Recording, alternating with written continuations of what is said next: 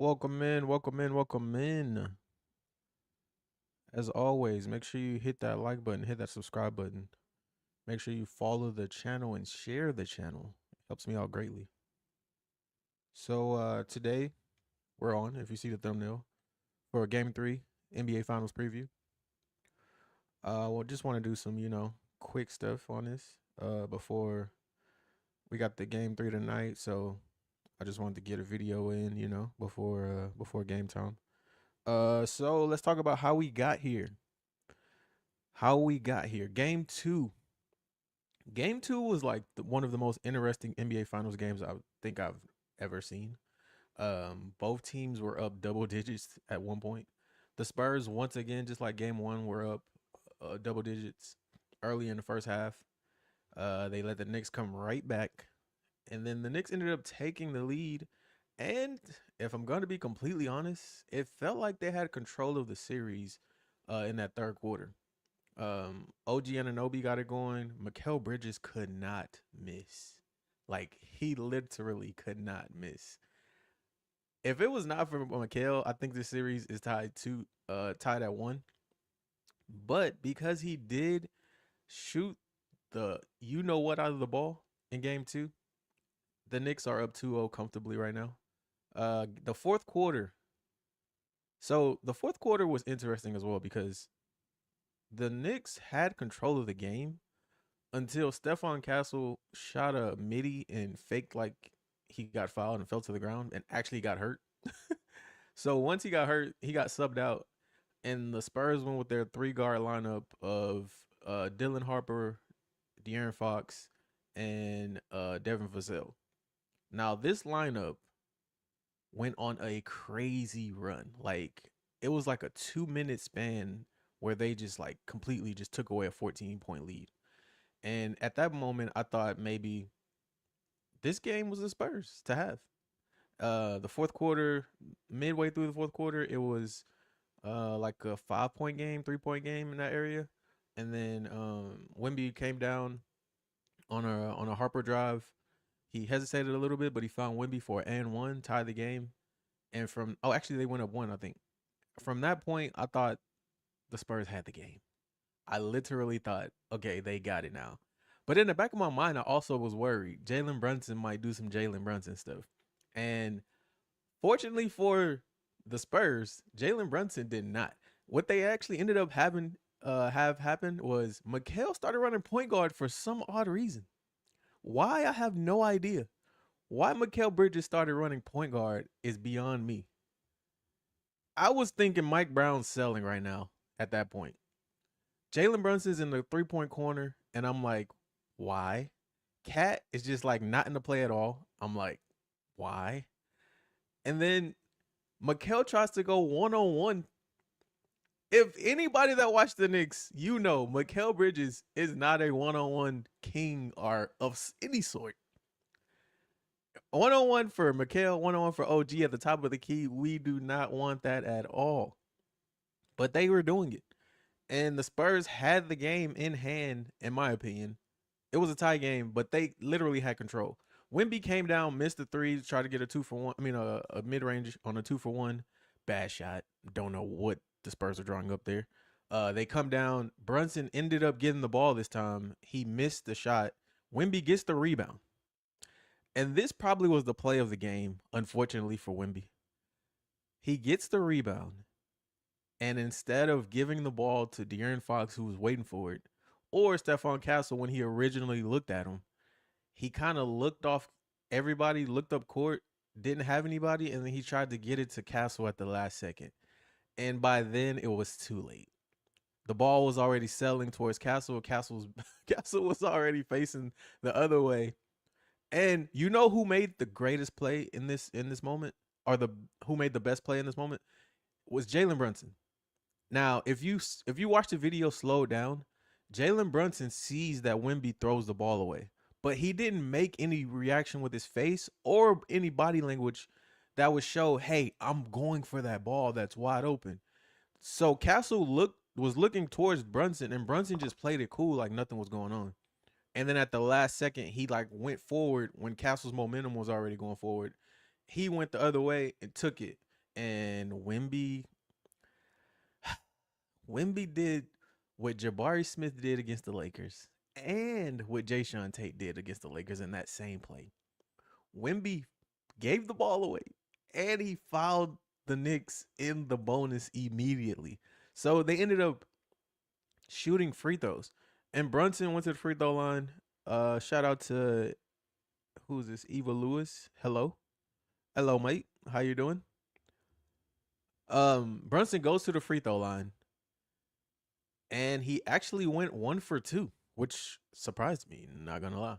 I thought he was gonna make both, and like the Spurs would need a 3 to win and 2 to tie. But he missed both, which ended up leading to all the Spurs need now is a bucket, and they just leave the arena with a win that they probably should not have gotten. Mitch Johnson draws up what I think was a cool play. Not the best of plays, but it was a cool play. You got what you were looking for. He drew up a Fox and Wemby pick and roll for Wemby to get a catch and shoot jumper, essentially at the buzzer. They had to take the ball out on the right side, and we all know De'Aaron Fox is a left-handed player. So if you're gonna make a pass for him, a great pass for him will be going opposite with his left hand passing it, or on the strong side with his left hand passing it. They made a play to where Wemby set a screen from the left side, and instead of actually setting a real screen, he kind of ran between both defenders, which was kind of smooth. He ran between both defenders, got to the elbow at the free throw line, and Fox hit him right in time, and he got a great look at it. It just back rimmed, Wemby flopped, fell to the ground, no call, game over. Now it was 7.5 seconds left, and I see a lot of people like saying like, "Oh, they should have ran this, they should have ran that," and I'm like, "Hi, have a good day, never give up. Always matter to know what to some people, no matter what to some people." Hey, shout out to you. You're spitting. Shout out to you. Appreciate that. Um, some people were saying that the Spurs could have ran something different, should have got Wemby close to the basket, but in reality, I mean, that's the best you're gonna get. Your best player with the mid-range shot that he's capable of hitting. We've seen him hit that game winner before, like a shot right there for a game before. Especially in the regular season. I do remember a shot specifically from that spot where he caught the ball, he let the clock go down a little bit, he jab stepped, he shot it, game time at the buzzer. So to me, it was a fun shot. It just did not go. Now, if you want to have a gripe, I think the gripe would be that Wimby did not roll on that play. Because if he would have rolled, like he had the paint was open. Josh Hart for some reason was playing Stephon Castle a little too close, in my opinion.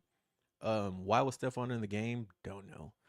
He was Why is he there for being a spacer? I don't know. Maybe Mitch just thinks he's a clutch shooter, maybe. I don't know. But either way, if you had a gripe, I think that gripe would be that Wimby did not shoot the ball a little closer to the basket, which is fair, but the only way to have done that is he would have had to have rolled on that pick and roll.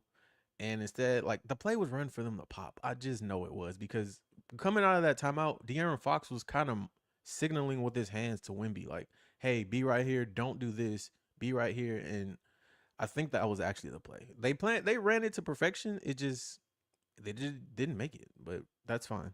So now we're here 2-0 Spurs. I mean, 2-0 Knicks at home in Madison Square Garden, where President Trump is supposed to be in attendance. Now, I did see that because he's in attendance, they have to up the arena security. And I mean, if you've been paying attention to what's going on in New York for these playoffs, I think one of the coolest moments has been that their fans who are, I'm gonna say it, I be hating on the Knicks and I be hating on the Knicks fans, but they are top five in the NBA easily. Like when it comes to like maybe aura is not the right word, but like their dedication to their team, like they're top five to me in the NBA right now. The only other teams that I think I could put above them are probably the Lakers, the Spurs, and probably that's it comfortably. Maybe the Celtics a little bit, but yeah, top five easily. And the fact that they won't be able to have the outside watch parties, the Raptors when they were winning is a good one too. They won't have their outside watch parties. That's kind of a bummer. But I did see that the Knicks did let their fans come and watch their open practice for the NBA Finals on yesterday, which was cool too. Um, Now I did make a tweet that jokingly said Spurs in 7 because of that. Anyway, game 3 expectations. What do I expect for game 3? I expect it to be a close game. I expect both teams to have a gear that or continue the gear that they've had defensively because that's kind of where these first two games are won on the defensive end. In either team's offense have just gotten loose in a way. I mean, the Knicks have had longer stretches, in my opinion, of having sustainable offense, productive, positive offense. The Spurs have been like hit or miss in stretches with a player getting hot per se. Like Wemby had a quarter or two where he was hot, and that kind of sustained them. Fox had a moment where he was hot. Uh, Devin has not gotten off, which hopefully for the Spurs he does in New York. Castle, his like the offense just not been there. Dylan Harper has, which I've had this thought come across my mind. If I were Coach Mitch, would I start Dylan Harper in game 3 down 2-0? A part of me says yes, I would. I would take Julian out of the starting lineup. But then the other part of me is like, hey, we got here with this. Like, let's not give up on it now. But you do see coaches say, hey, forget it. Like, we got to try something different if, like, the first two games didn't go our way, especially at home. So, like, it's one of those instances where if they lose game 3, for sure, game 4, their starting lineup would not be the same. So, in my mind, like, why not just do it now? Like, let tonight be the night where like everything matters. Like it's all out right now. Um, so I expect both defenses to be locked in. I expect Carl Anthony Towns to continue what he's been doing as the best player for the Knicks this series. I expect Wemby to pick it up a little bit more. I think there's a little more that he can do out there that he has not been able to get off yet. The isolation stuff I think should slow down unless his three ball is just falling and he can get some off the dribble 3 pointers up. I don't think he should be in isolation that much because all he's doing is settling for jumpers. And like, what's the point of the isolation from a 7'5" guy if you're just gonna shoot jumpers every time and they're not going in? That's the problem. I would expect Stephon Castle to be more assertive, more aggressive offensively. I hope De'Aaron Fox is assertive from the beginning. If De'Aaron Fox is assertive from the jump and his shot is falling, then I think the Spurs will come out with a win, just like in Game 7 of OKC against OKC. It's not the fact that Fox was just 5 for 7 or 7 for 8 in the first quarter. It was the fact that he was shooting them, shooting early and confident early, and I think that goes a long way into the Spurs of mental space offensively. When De'Aaron Fox is aggressive, I think this team they just have another gear that they're capable of hitting. Um, the ankle at this point, I feel like that logic is out the window because we in must win territory now. It's just like game 7 at OKC. Like nobody cared about the ankle in game 7. We're here. We got to get it done. Now, I think they will have a game 7 mentality in game 3. Hopefully that doesn't come back to bite them in game 4. But we got to take it at a game at a time. I think game 3, the Spurs come out, and I think they don't clip me up if this does not happen because I truly believe the Spurs are going to come out in this game and dominate from start to finish. I think they're going to have control of the game, and I think they won't let go of the game. Now, I do think the Knicks will go on a run, of course, but I do think for the most part the Spurs will control most of the game, and I believe that because the first two games the Spurs have shown that I think they're the better team overall. Now, the Knicks have the better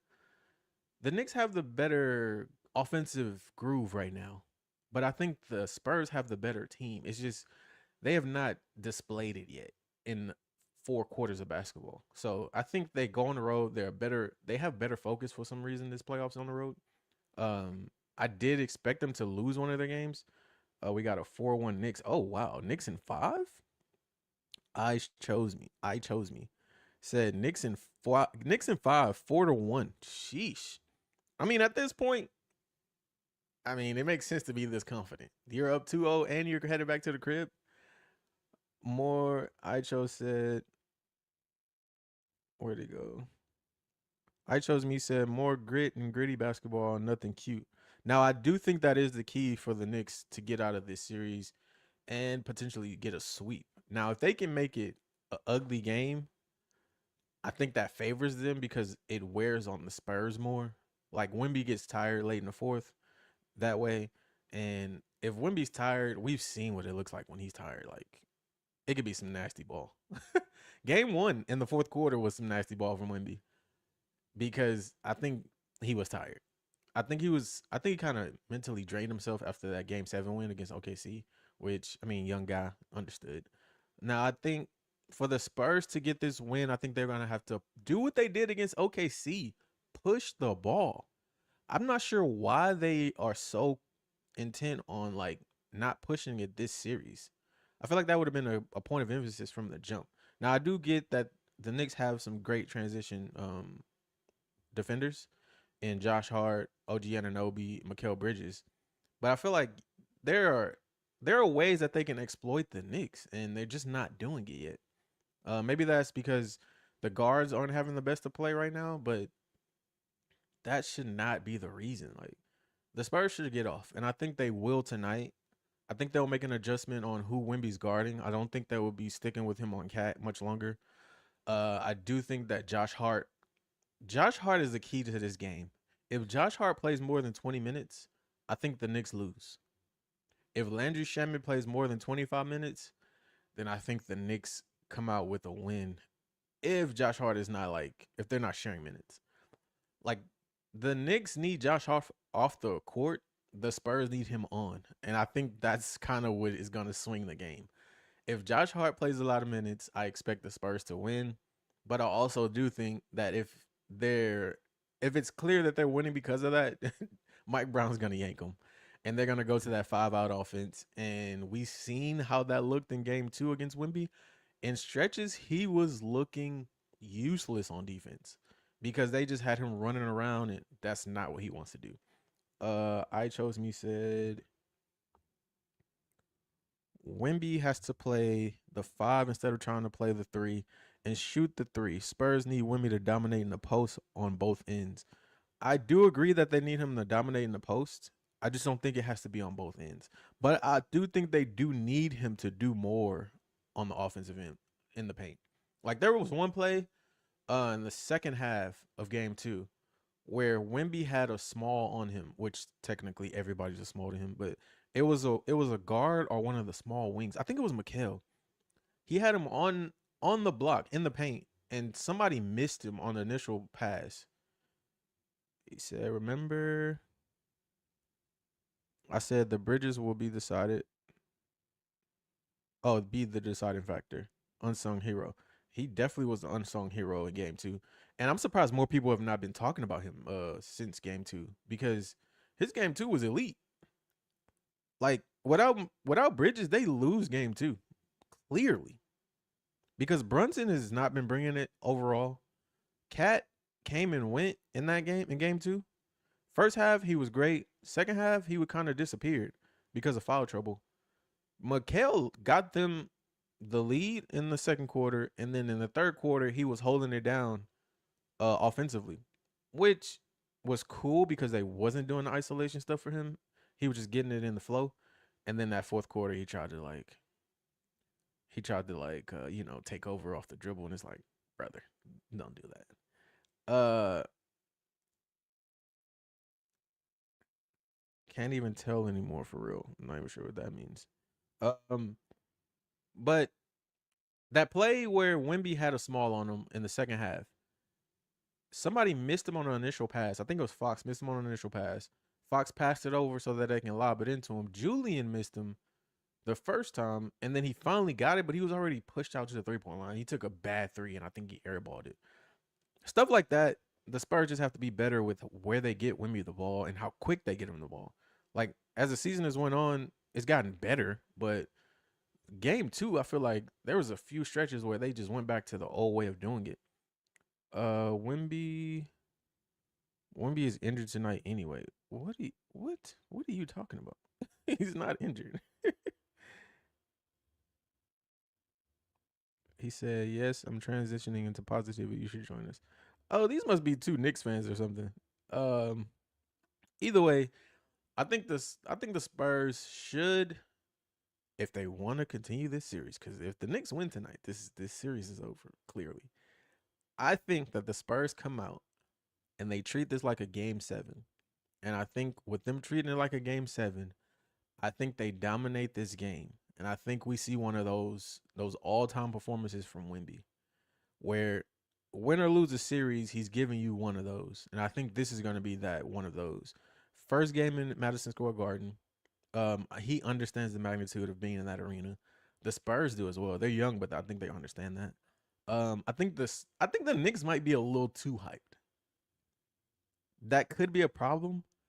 And to me, the way that they've been guarding Brunson, if that continues, then I definitely think that the Spurs win this game. The Knicks are gonna need Brunson to be like regular season Jalen Brunson in these next 2 games, because I think the Spurs are gonna give you everything they have, and in doing so, you're gonna need something to combat what they're gonna present. And I think Jalen Brunson is gonna need to be who he is to do that. Gifted $5. Appreciate that. I'm not sure how I find that, but I don't see it. But if you did, appreciate it. Appreciate that. Yeah, they're gonna need Jalen Brunson to overcome what I think Wemby's about to put on display, and even then, that might not be enough. But if the hopefully the refing allows some physicality today. I don't want to see like those quick whistles. That would suck. That would drain the life out of this game. Um, which they've been letting a lot go this series. Oh my god.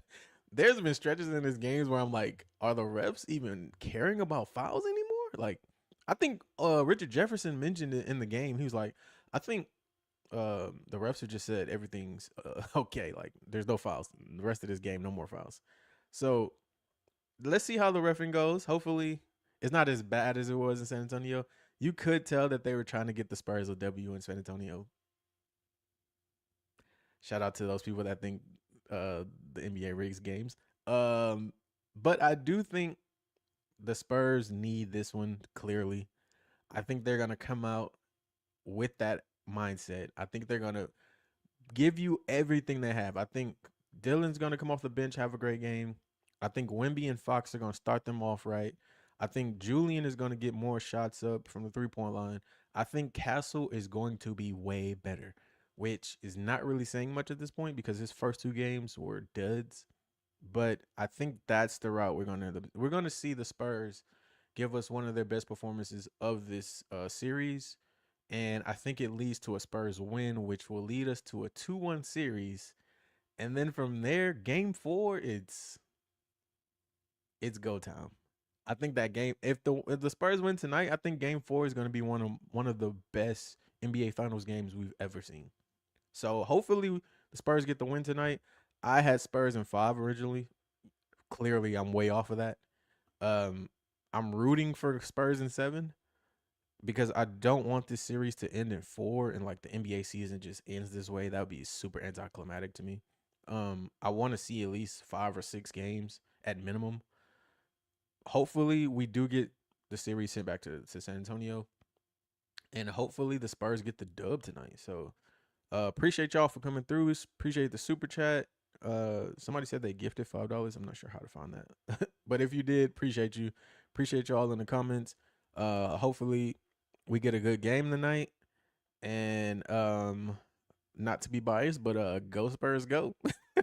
Y'all hit that like button, hit that subscribe button, and tap in with me. I might do one of these post game. Yeah, I think I'm gonna do one post game. Tap in with me post game. Instant reaction.